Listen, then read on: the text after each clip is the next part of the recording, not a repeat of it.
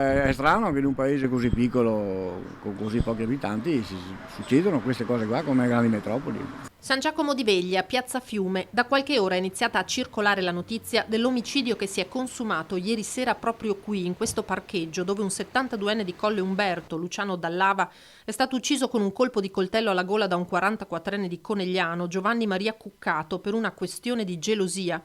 Quest'ultimo, che ha raccontato di essersi fermato con l'auto dietro la chiesa per andare fino al bancomat a prelevare dei contanti, ha notato la donna con cui aveva un legame, una 39enne nigeriana, in auto con il pensionato.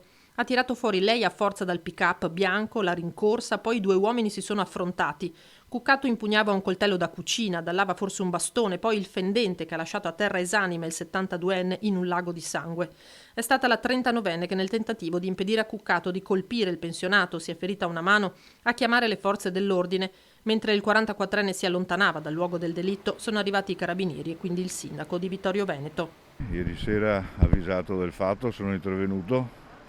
La piazza era completamente vuota, solo occupata dalle macchine dei carabinieri. Il corpo della vittima e la sua auto erano state circondate dai divisori stesi appositamente mentre si stavano facendo i rilievi di rito. Non una bella immagine, certamente. Cuccato è ripartito in macchina, poi è tornato indietro in piazza e lì i militari dell'Arma lo hanno fermato. Il capitano mi ha telefonato all'1:43 per dirmi che avevano risolto il caso, insomma. Interrogato nella notte dal sostituto procuratore Giulio Caprarola, il 44enne ha ammesso le sue responsabilità. Arrestato per omicidio volontario, è stato condotto in carcere a Treviso.